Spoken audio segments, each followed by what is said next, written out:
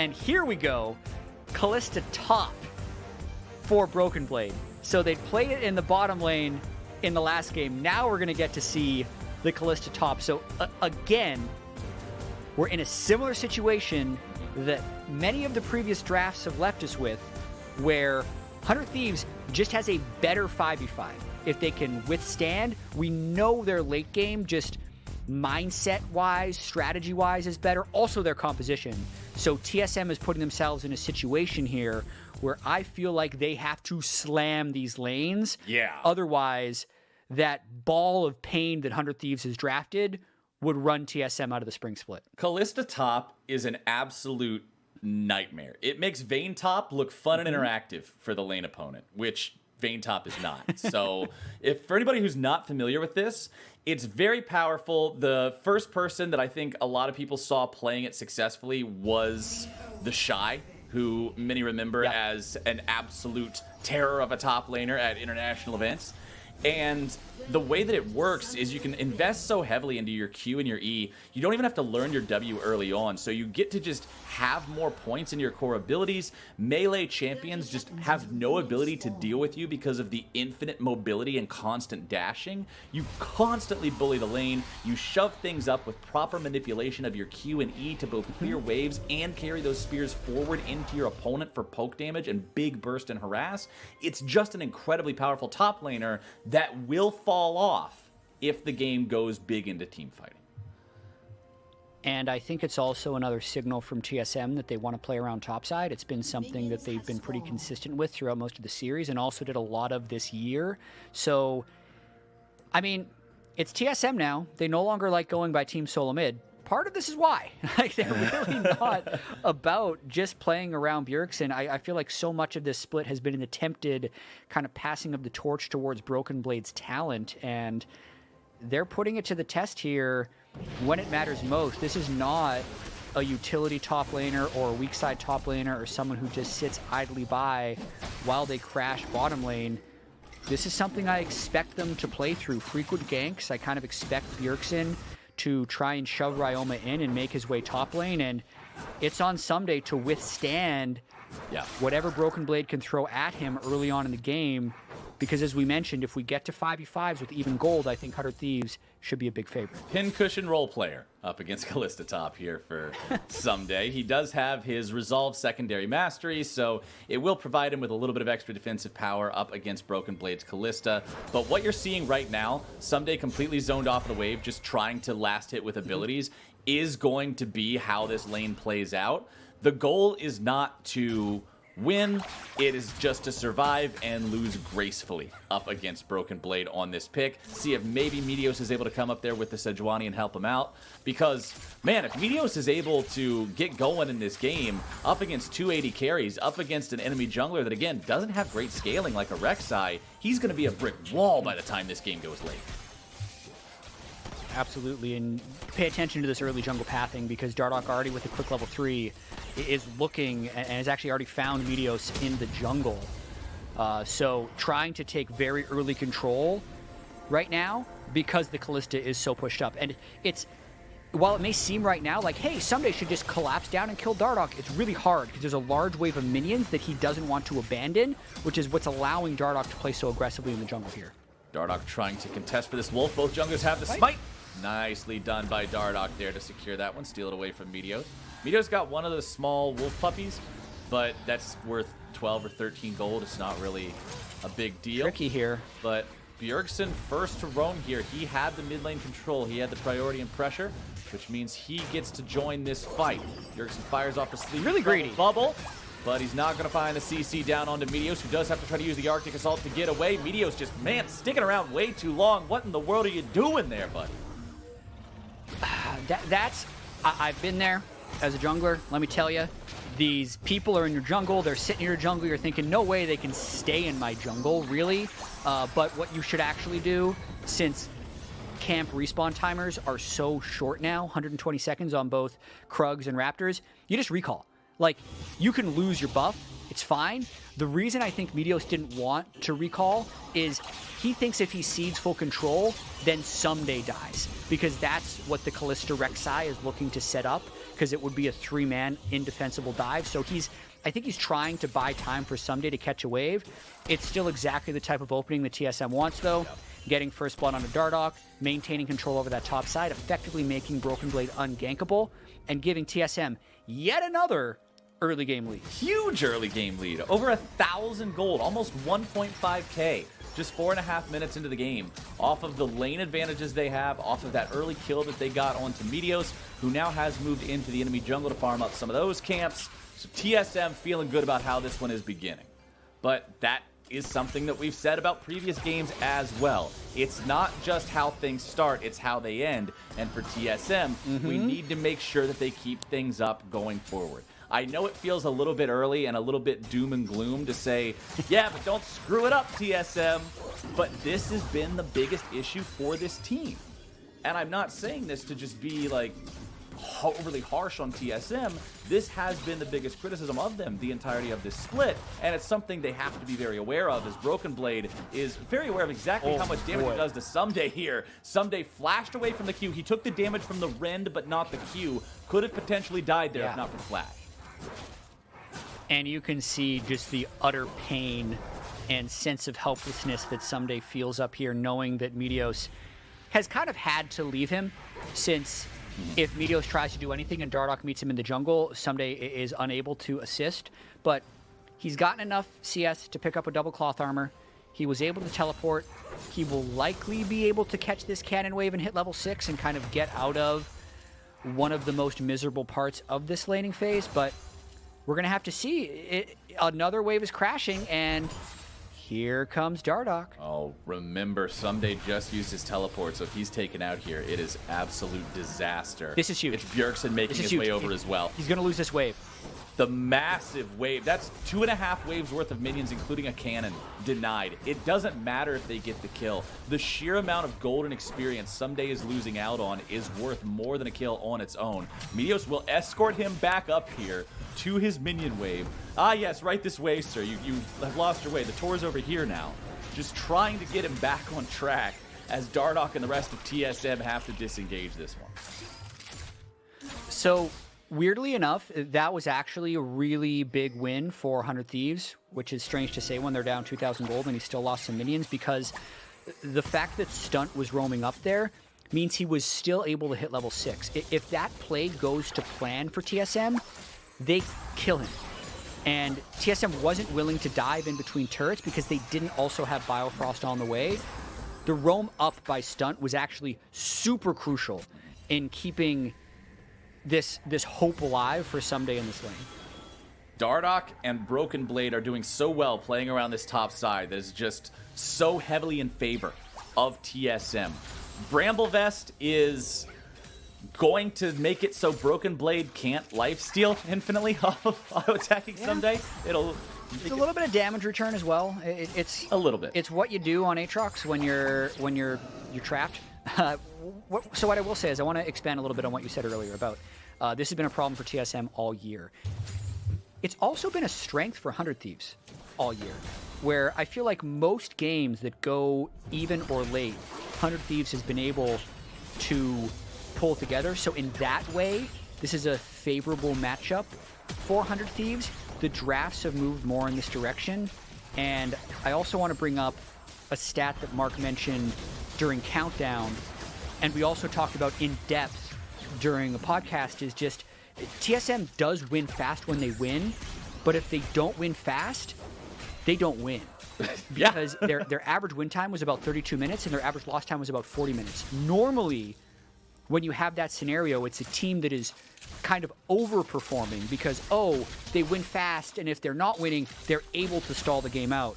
But in TSM's case, if they don't win fast, they themselves bleed out until they lose. And that's actually what we saw in Game 3 against 100 Thieves. It's a little bit of what we saw in Game 2 of this series. And if they lose this one, it would also be how their split ends. So it's really do or die here, as we've been setting up since Champ Select. Can they play around Broken Blade here? Can they keep the pressure up across all 3 lanes, which is what they're doing? 2,500 gold by 9 minutes is a huge early game lead. But as you mentioned, they got to be able to close. Yeah, that stat that you mentioned is funny because of how counterintuitive it is to the norm. Just how TSM falls behind, and Bjergsen's able to jump in there, steal that blue buff away. They're not falling behind anytime soon. 2,500 gold ahead at 9.5 minutes into this game. 100 Thieves are trying to hang on, staunch the bleeding however they can. That's all they can do. As bottom side, that lane is playing out exactly how it did in games 1 and 2 with Kobbe and Biofrost controlling the 2v2. And that's so good for them considering everybody's playing around the top half instead. And Bjergsen is really having a good game so far. Over 100 CS before 10 minutes. Just a 20 CS difference on Ryoma. Basically deletes half of Stunt and stops him from being able to participate in this Rift Herald. And TSM's going to use this Rift to likely break first turret of the game, assuming they get the last hit on. Ssumday's walking up, but I don't think he wants to walk any closer. There's, yeah, I'm going to go with nope. That's not really a play that you can make anything happen against when you're 1 versus 3. But there are 3 plates remaining on that top side turret. We'll see if they want to kill that turret with the Rift Herald, or if they just want to keep it alive so Broken Blade can continue bullying Ssumday like he is. Dardoch will once again smite away an objective that him and Meteos were both next to. Granted, Meteos just got vision of it, so he wasn't quite as prepared as Dardoch was. Dardoch now. They could get something here. Here comes follow-up damage. Ssumday going through, but Broken Blade, he's got the panic button, and he pulls Dardoch to safety. If you thought Kalista, if you didn't, somehow, if you were one of the people in Twitch chat that somehow didn't think Kalista top was annoying already, let me introduce you to point number 2. Bailing out Dardoch right there after he gets picked in the river. And yep, that's first turret. Full on over to Broken Blade. Now expect him to move bot towards Drake. And TSM will hope to start stacking up these Drakes. Notice that actually they are a little bit slow towards Drake as they have been all year in exchange for gold. 4,000 gold in 11 minutes is just gargantuan. Yeah, you don't normally see these kinds of stats. I remember back in game number 1, I said it was pretty incredible that they had a 4,000 gold lead at 15. Well, 4 minutes earlier than that, and they're hitting the same mark. TSM is doing their darndest to win this game and make sure they take us all the way to game 5, get us those silver scrapes, and earn their spot above 100 Thieves here. 100 Thieves looking for some vision in the enemy jungle. You can see the blast cone being destroyed to prevent some gank paths. Stunt also going to lay down some wards there. You can see pings now from TSM onto the Drake pit saying, hey, it's been 12 minutes. We should probably look to invest here. Man, just to be in 100 Thieves' head right now thinking like, okay, when can we actually start fighting back? Because if you fight back at the wrong time, you end up just making matters worse. What TSM wants is they want 100 Thieves to stick their head out to go into this double Blade of the Ruined King AD carry setup and soon to be Luden's Zoe and just start getting one shot. But at the same time, they're just being destroyed. Like the bottom lane's got a 20 CS advantage. Bjergsen's got 26. Gonna drop down to about 20 here as Ryoma is able to pick up a wave. But really it's just about like, what does TSM want to do next, and can they make this happen cleanly? Because 100 Thieves is completely on the defensive. You're talking about 100 Thieves having to pop their head up, and you just made me imagine that arcade game. I'm trying to remember what it's got, like Weasel Wallop or Whack-a-mole. Whack-a-mole. That's it. I knew I was messing up. I had too much alliteration. Either way, yeah. What were you gonna say? Weasel Wallop. Or something? Weasel Wallop. Because you wallop. That's kind of a better name than Whack-a-Mole, honestly. I'd The play Weasel Wallop. with the hammer. Either way, I'm just imagining these poor little Aatrox weasels trying to stick their heads up and grab some farm, and Kalista walks up with a big old mallet and wallops them. That's the story of the entire top half of the map here in this game of League of Legends, and it's not changing anytime soon. No, and that's let's count. That's 8 plates for TSM to 0 of 100 Thieves. 4,500 gold, 1 Drake, and more soon. Here we go. See Dardoch, you're gonna be in some trouble here. CC coming down, but Biofrost once again, man, always on point with the Devours here for Tahm Kench. Stunt trying to disengage. Meteos gonna be taken down to half HP now as well. Cody's son moving forward, looking to find the damage. Dardoch at 400, but oh, Bjergsen, he tried to sneak in there for some extra paddle star, but didn't quite find the kill. Yeah, for some reason I thought that was going to kill him, so I gave a little gasp, but turns out it wasn't close. He doesn't have Ludens yet, but yeah, that's just... Dardoch, was he able to steal that? No, Meteos secured it, so far, still more defense as they're now trying to move down for a dive. TSM just never stopping. Dardoch at 400 HP, but remember, he still has the ulti, which is a great aggro drop to prevent him from dying to a turret if they do make a dive happen. And that's it. Second turret of the game over to TSM. 5,300 gold. Make it 5,500 now. The tune of the lead here for this team. Yeah. Super impressive first 15 minutes. Yeah, this has been total domination from TSM. And if they play cleanly, it's going to just look like a super smooth win from start to finish. And what I say next is going to sound like, Jatt, why are you even worried about this? Okay, but yeah, buddy. What I'm a little worried about is how they haven't done anything after breaking this top lane turret. So, Broken Blade has had this 40 CS lead for about 5 minutes, and he's not freezing Ssumday, so he's not denying him any CS. He's not really counter jungling, and he's not joining the rest of his team, so he's just splitting farm in a matchup where he has the potential to take a much larger lead. So I would have liked to see Broken Blade either leave and help, you know, participate in that fight in the red buff, right? Like, get a few kills, really break this game open. Because the longer he doesn't do that, the higher the chances that Ssumday comes back in the game. It's 5,000 gold right now. It's not currently a big threat. Or any threat. But after you use all those resources to get Broken Blade so far ahead, you need him to use it. Oh, Ryoma, he gets himself away with a nice shockwave. It looked like they were going to be able to collapse on him, but now 100 Thieves looking to bite back, but here comes your paddle star. Nice stasis from Stunt to keep himself alive. Going to be taken very low. Oh, Meteos with the whiff on the Glacial Prison. And a big fight in the mid lane where no one dies, and Ssumday gets yet more CS back into this one. So a narrow miss for a couple of different reasons right there. Kobbe actually almost goes down. So for, you know, take C9.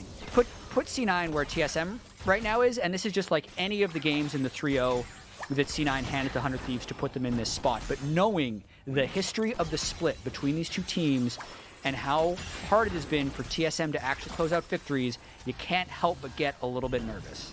I don't know, man. I think they should have what it takes. I've played a lot of League of Legends in my day. I've been playing this game for 10 years.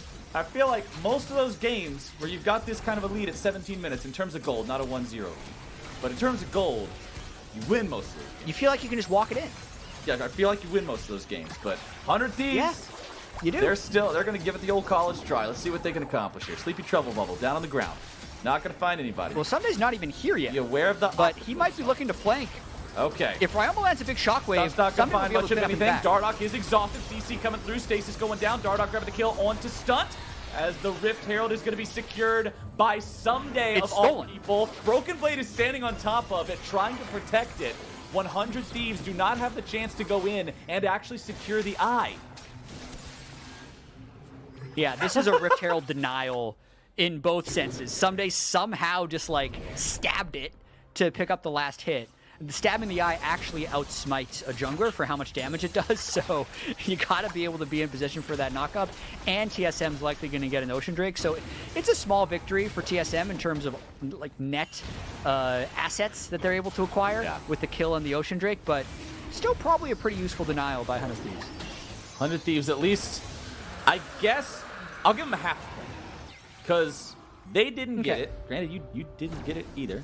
But that's still halfway in between where they wanted it to be. So yeah, I'll give that a half point. Yeah. It's a C+. He still counts as not a Rift Herald for TSM. Yeah, C+. Now, let's see if they can get anything else, because the gold lead still keeps building. TSM still keeps taking more and more control over the game. The Kalista has enough daggers in her inventory to just stab everybody on the side of 100 Thieves. So we're going to be seeing more attack speed coming out. We're going to be seeing more ability to move around. Because remember on Kalista, attack speed is also mobility. Because the faster you attack, the quicker you can hop. So she'll be able to get all these spears in there. You can see that's how the farm goes.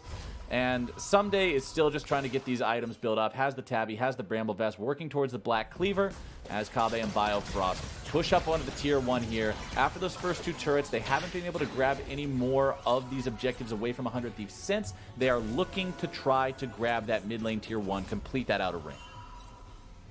Yeah, and with the Hurricane being completed, Broken Blade is ready for the team fights. Let's think for a sec. We got... All right. So the Drake game got started slowly by TSM. So we're 20 minutes in, and there's still 3.5 minutes left on the Drake. So 28:30 is about as quickly as TSM would theoretically be able to get Cloud Soul. Okay. Cloud Soul is always pretty good. Very easily able to proc that move speed and just super zoom around. Looks like Dardoch is either going Edge of Night or Umbral Glaive Rek'Sai, which is a little atypical, but I don't hate it since he's 2-0 and he's looking to one-shot. And if TSM ends up winning this, it's going to look like a total slaughter. Yeah. Because it has been a total slaughter so far. But I'll still say it kind of only takes one big fight just with how good the 5v5 of 100 Thieves look. If they get the gold close and they can deny the Dragon Soul, it's still winnable for them, in my opinion. So a lot of tension in this game, weirdly. 100 Thieves will just continue trying to farm. It's still only a 2-kill game in 20 minutes. Honestly, we're not putting up huge numbers in terms of this being a super exciting, fast-paced, high-octane game of Legends. It's just Kalista doing this to her opponent for the entire Well, it's every lane. Like, Bjergsen's up 40 CS, just like his Broken Blade is up 40 CS. Really, the surprising CS difference is Bjergsen.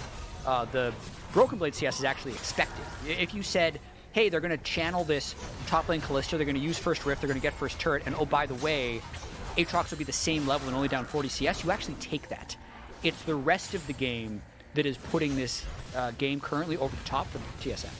Meteos still prowling around his own jungle, looking for something he might be able to do here. Dardoch does have the Tremor sense to detect him there over the wall, so he's able to disengage there with Broken Blade. Broken Blade and Bjergsen, levels 13 and 14. Ssumday and Ryoma, levels 13 and 12. Not only is it that 40 farm difference for Bjergsen there mid, it's also 2 levels up on his opponent. Pretty impressive stuff. Yeah, the second pick Zoe by TSM so far paying off. It's really what they used in part to get that first blood in the jungle onto Meteos. But Ssumday's still looking to fight back. Remember, if you try to focus Dardoch, it doesn't work because Broken Blade just saves him and then throws him right back into the fight. Then he's able to use his own ulti to drop aggro once again. It makes it an incredibly difficult 2v2 because you have to either jump on a champion with infinite mobility or jump on a champion that has 2 separate aggro drops. Very hard decision making to go through and find a successful way out, and it results in them having to back away as TSM take their 3rd turret of the game in the bottom lane tier 2. That is a 6,500 gold lead. Yeah, the fact that Dardoch is the ultimate partner for Broken Blade also makes me more okay with that serrated Dirk he has sitting in inventory. Like, you can be a little bit more of a squishy Rek'Sai since you do have the Kalista ult for assistance, and 100 Thieves is just conceding everything. They are doing everything they can not to die, thinking that they have this late game scaling advantage, but the make or break fight is approaching. It's not this next Cloud Drake. It'll likely be around 27 minutes, if that, because with double Bork and Rageblade Varus, I really think TSM, after this next Cloud Drake, need to start forcing Baron stuff. Yeah. They need to start clearing out vision, and that's how they can get, I mean, maybe even a perfect game. Like, in all the way this series has gone, they have no deaths, they have all their turrets. Technically, a Rift Herald got stolen away, so let's call it a no-hitter rather than a perfect game. Okay. But they have done everything right, so to speak, making this 7,000 gold lead a thing at 23 minutes. And not just the 2 Bork users with the extra Rageblade on 1 to take down the Baron, but you've also got Zoe, which is one of the best you better get the hell away from here champions for keeping your opponent off of an objective that you could ever have in League of Legends. Incredibly potent composition for contesting these neutral objectives. As over the wall he goes, Paddlestar onto Meteos will take about 1/3 of his health away, but remember, that is through the Frost armor. as Meteos is now rooted up. More damage going to be coming through, utilizing the ulti, having a flash away now. Dardoch once again going to be saved, thrown right back into the 100 Thieves lines. A kill onto Cody Sun, a kill onto Stunt, a kill onto Ryoma. Ssumday runs away. Oh, I don't think this is going to work out too well at all for him. Broken Blade continuing to try to chase after Meteos. Ssumday will be the last man standing here as Meteos will meander off to the left side of the map there. Makes a liar out of me. There's 2 alive, but I don't think it's going to make too much of a difference. TSM over to Baron. And that's exactly the type of fight they wanted. I didn't think, with the way 100 Thieves had been conceding for 23 minutes, that they would try to contest Drake number 3, the one that doesn't give over the soul, but maybe they thought they could get TSM through the right corridor and find an initiation. They clearly could not. And that's a 10,000 gold lead by 25 minutes. That is surely a lead that they're able to close out with. I don't see how on earth they wouldn't. I know that you're trying to be very cautious and warn everyone, hey, we've seen them throw leads like this before. We have to be careful, always expect the unexpected, etc., etc. But I think at this point you actually have to unplug your keyboard and use a PlayStation controller if you want to lose this game from this point in time. This is a Baron buff. This is you've got the 2 Drakes. Yeah, they just got the Cloud Drake, but that's no big deal. You've got these champions that are so incredibly powerful and these massive item spikes, and it just seems like it's time to walk it in. It does. They did delay the Cloud Soul, so they wouldn't be able to get it until 35 minutes. So if they can't get a good initiation, which they still have to be clever about the way they initiate, they're leaving the door somewhat ajar for 100 Thieves to get back in. I'm willing to call I know it seems like I'm joking. I'm not even willing to call it a jar. I will call it unlocked. Unlocked. They didn't lock the door. This is 10,000 gold in 20 minutes, chat. Yeah. Okay. 10,000. Yeah. It's a lot of gold.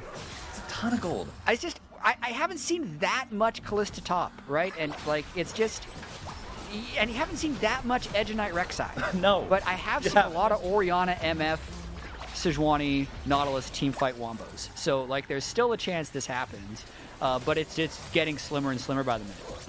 Let's see if TSM can finish what they've started here. Dardoch is the focus at first. He is taken very low, nearly taken down, but close on the counts in horseshoes and hand grenades. Stunt now sleepy, not going to fall here either. The turret is gone, and topside, the turret is also nearly removed, I believe, just barely still standing there as Broken Blade put the auto attacks into that one. Yeah, Broken Blade just standing strong in that side lane.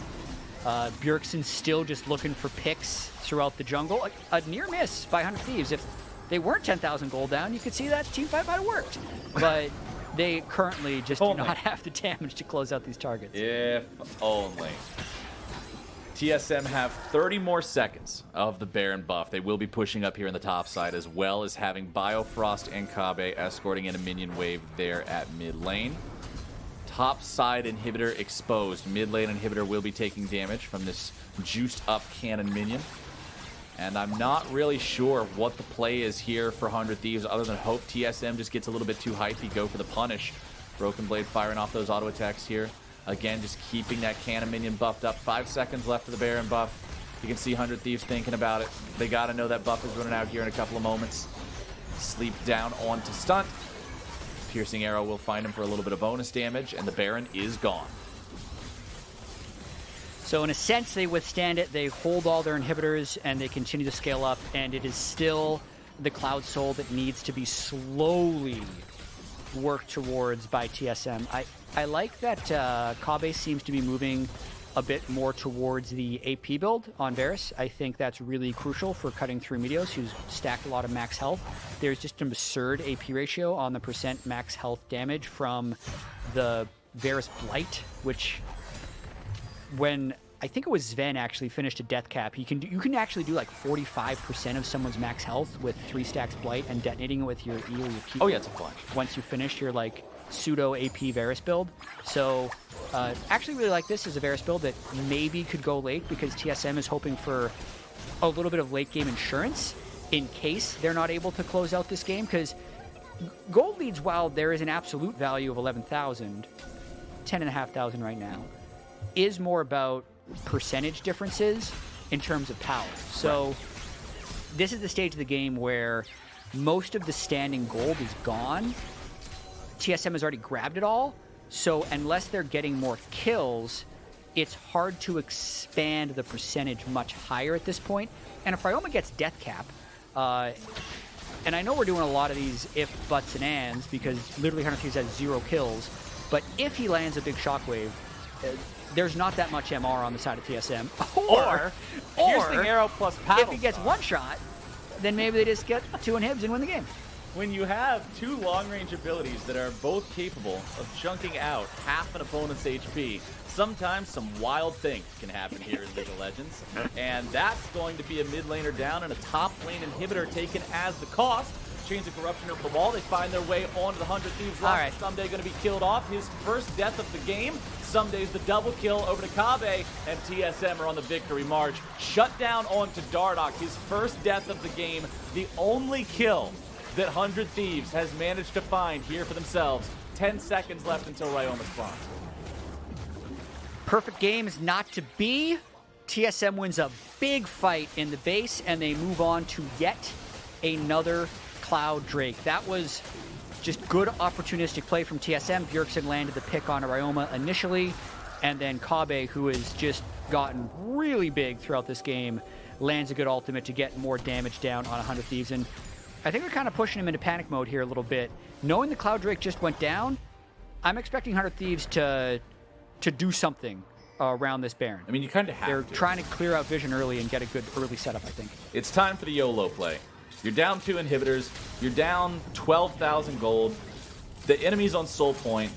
It's time to just go in, try to make something happen. Yeah, you got a 1% chance of it working, but if you let them take the Baron again, you've got less than that. So let's see what 100 Thieves have up their sleeves here. See if there's anything left in the tank, or if we are 100% without a doubt going to those silver scrapes. TSM with control over all neutral territory here on the map. Baron is alive. 100 Thieves hanging out in the top side of the jungle. Bjergsen over the wall.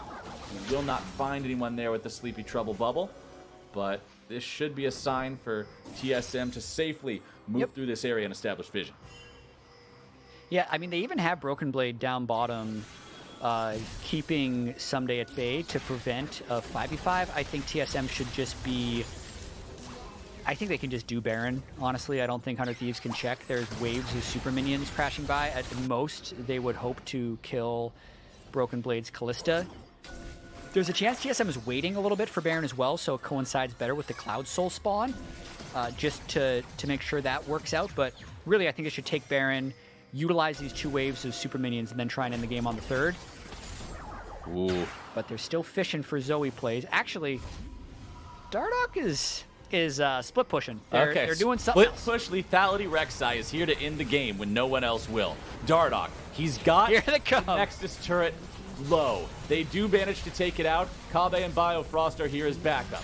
It's a 3v5 for the moment, and the CC comes down. Biofrost immediately prepared with the save. Stunt's there on the front line, going to be taken low. However, the Gargoyle Stoneplate will keep him healthy enough. Bullet time goes out, but Biofrost walks out of the way. Stunt is going to be killed by Bjergsen. Biofrost continues to hop out, and Dardoch grabs a lot of damage, a lot of CC, and that's all they needed. A double kill for the jungler, a triple kill, and an ace for TSM. They will end the game here, ladies and gentlemen. We are going to game number 5. Whew, if you tuned in now, you'd think, oh yeah, just another TSM snowball. 13 kills to 1, but the story of this series has been absolutely wild. And TSM, they called their shot coming into this 4th game. They said, we're not going to pick this scale and stuff because our late game has actually been pretty bad. We're just going to go all out, counter picks galore, power picks galore. We're throwing in the Kalista top. We're doing lethality Rek'Sai. And they do close it out soundly in 32 minutes. If you look at this game in a vacuum, TSM, everything was good. They weren't too slow. They didn't give opportunity for 100 Thieves to come back. The one nitpick would be, they didn't stack Dragon Soul enough, but it's because they continually extended this gold lead. Everything was solid. The question now becomes, how do we hit back in this all-decisive Game 5? 100 Thieves just lost, so they will be the ones with side selection moving into this last game, and I can't wait. I think it's going to be the most interesting draft as well, because 100 Thieves have banned the same 3 champions in rotation 1 for these first 4 games. But now you have to think about Zoe. Now you have to think about Kalista. You have to think about that 4th game, and I'm excited to see what changes, if anything, or who knows, maybe we'll have a second Salty run back here in the same series. Anyway, we're going the distance, but before we go to the break, we must abide by the sacred principles of tradition. We are going to get a helping of the Game 5 anthem, Silver Scrapes. Soak it in, breathe it deep, and we'll catch you right back here shortly after.